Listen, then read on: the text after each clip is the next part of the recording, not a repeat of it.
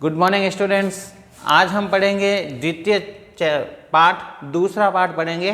पहला चैप्टर हमारा कंप्लीट हो चुका है। सेकंड है बिलस्य वाणी न कदापि मैं श्रुत। यहाँ बिलस्य शब्द का अर्थ है गुफा, जहाँ शेर जंगल में जो गुफाएं होती है उसकी बात कर रहे हैं। गुफाओं की वाणी मैंने कभी नहीं सुनी, ये शीर्षक है। अब ये लाइन कहाँ तक है वो मैं आपको बता देता हूँ कि ये लाइन किस तरह से कहानी में यूज़ की गई है कि बिल की वाणी मैंने कभी नहीं सुनी। चलिए कहानी शुरू करते हैं। प्रस्तुत पाठ संस्कृत के प्रसिद्ध कथा ग्रंथ पंचतंत्र के तृतीय तंत्र काकोलूकियम से संकलित है। पंचतंत्र एक प्रसिद्ध कहानियों का संग्रह है, पुस्तक है, विष्णु शर्मा द्वारा रचित है। उसमें काकोलूकी यानी तीसरा जो चैप्टर उसमें से ये कहानी उठाई गई है। पंचतंत्र के मूल लेखक विष्णु शर्मा है। इसमें 5 खंड है जिन्हें तंत्र कहा जाता है, अर्थात इस बुक को 5 चैप्टर्स में बांटा गया है जिसको तंत्र नाम से, जैसे हम कहते हैं पहला पाठ दूसरा पाठ, तो इस बुक में जो पाठ है उनको तंत्र नाम दिया गया। इनमें गद्य पद्य रूप में कथाएं दी गई है। गद्य अर्थात पैराग्राफ भी है और पद्य यानी श्लोक भी दिए गए हैं, जिनके पात्र मुख्यतः पशु पक्षी होते हैं। ये पूरे पशु पक्षियों से पर आधारित शिक्षाप्रद ग्रंथ है। तो उसमें से एक हम जो कहानी पढ़ेंगे वो आज बिलस्य वाणी कदापि न मैं श्रुता। चलिए कहानी शुरू करते हैं। कस्मिंचित वने खरनखरः नाम सिंह प्रतिवसति स्म। किसी वन में खरनखर नाम का शेर रहता था। याद रखना, शेर का नाम था खरनखरः। स कदाचित इतस्ततः परिभ्रमण शुद्धार्थ, वह इधर उधर घूमते हुए शुद्धार्थ भूख से न किंचित अभी आहारम प्राप्त हुआ, लेकिन उसे कोई भी खाने का पदार्थ प्राप्त नहीं हुआ। अर्थात भूखा शेर था, इधर उधर घूम रहा था। ततः सूर्यास्त समय एकाम महती गुहाम दृष्टवा सह अचिंतित। जब सूर्यास्त होने वाला था उस समय एक बड़ी गुफा देख करके वह सोचने लगा, नूनम निश्चय ही एतस्याम गुहायाम रात्रो को अपि जीव आगच्छति। निश्चय ही इस गुफा में रात को कोई जीव जरूर आएगा। अर्थात ये गुफा, इसमें कोई जीव रहता होगा तो वह रात को तो जरूर आएगा। अतः अत्रैव निगूढ़ो भूत्वा तिष्ठामि इति। अतः अत्रैव, अत्र मतलब यहाँ, एव यानी ही, वृद्धि संधि हुई है तो यहीं, निगूढ़ो छिपकर, तिष्ठामि इति मैं ठहर जाता, अर्थात इसी गुफा में छुप जाता हूँ। एतस्मिन् अंतरे गुहाया स्वामी दधिपुच्छ नाम श्रृंगालः समागच्छत। इसी बीच गुफा का स्वामी जो था दधिपुच्छ नामक सियार, लोमड़ी जैसा होता सियार, दधिपुच्छ, उसका नाम था दधिपुच्छ और शेर का नाम था खरनखर। दधिपुच्छ नामक श्रृंगाल वहाँ आता है। स च यावत पश्यति, और वह वहाँ क्या देखता है, ज्यों ही वो देखता है तत सिंह पदति गुहायाम प्रविष्टा, जैसे शेर के पैरों के चिन्ह जो अंदर जाते हुए दिखाई दे रही है। देखो इस तरह से यहाँ चित्र दिया हुआ है कि शेर के अंदर जाने के चिन्ह दिखाई दे रहे हैं। न च बहिरागता, लेकिन बाहर आने के नहीं। श्रृंगाल अचिंतित, शियार ने सोचा, अहो विनष्ट अस्मि, मैं तो मर गया। हिंदी अनुवाद में मैंने नष्ट हो गया लिखा है, तो उसने इस प्रकार सोचा कि मैं तो मरा। नूनम अस्मिन बिले सिंह अस्ति इति तर्कयामि। निश्चय ही इस बिल में अर्थात इस गुफा में शेर स्थित है, ऐसा उसने विचार किया। तत् किम करवाणी, अब मैं क्या करूं। ए विचिंत्य, ऐसा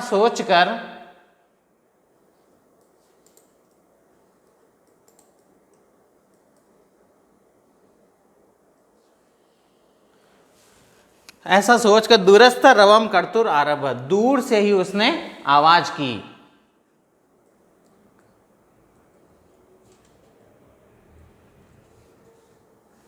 भो बिलह यानी उस गुफा को संबोधित किया और कहा, हे बिल, हे गुफा, किम न स्मरसी, क्या तुम्हें याद नहीं है, यन्मना तव्या सह समय कृतो अस्ति, कि मेरी तुम्हारे साथ जो है एक शर्त लगी थी या एक अनुबंध हुआ था, कोई बातचीत हुई, यद की यदा अहम बाह्यम प्रत्यागमिष्यामि, यदि मैं बाहर से आता हूँ तब त्वम माम आकारिष्यसि, तब तुम मुझे अंदर बुलाओगी। ये हमारी शर्त लगी थी। यदि त्वम माम न आव्यसि, यदि तुम मुझे नहीं बुलाओगी, तर्हि अहम द्वितीय बिलम यास्यामि इति, तो मैं दूसरी गुफा में चला जाऊंगा। इस तरह से उसने ये युक्ति सोची और ऐसे ही गुफा के सामने जोर से बोला कि जब तक तुम मुझे नहीं बुलाओगी तब तक मैं नहीं आऊँगा, क्योंकि उसे लगा कि अंदर क्या होगा, शेर होगा। अथ एतत् श्रुत्वा सिंह अचिंतित, जब यह शेर ने सुना, जब गुफा में वो शेर बैठा उसने सुना, नूनम ऐसा गुहा स्वामी ने सदा समाहवानम करोति, कि निश्चय ही ये गुफा का जो स्वामी है रोजाना गुफा इसे बुलाती होगी, परंतु मद भया, किंतु मेरे भय से न किंचित वद, ये गुफा कुछ नहीं बोल रही है।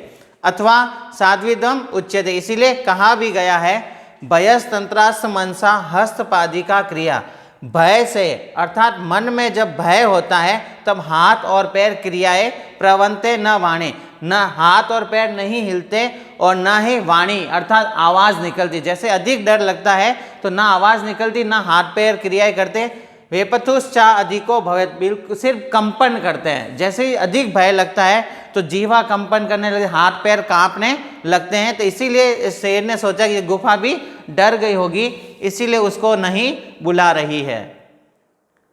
तद अहम अस्य आह्वानाम करोति, तो मैं आह्वान करता हूँ अर्थात मैं बुला देता हूँ। एवं स बिले प्रविश्य में भोज्यम भविष्यति, इस तरह से वो मेरा भोजन बन जाएगा। जैसे बिल में प्रवेश करेगा और मेरा भोजन बन जाएगा। इत्थम विचार्य सिंह सहसा श्रृंगालस्य आह्वानम करोति, ऐसा सोच करके शेर ने अचानक सियार को आवाज लगाई।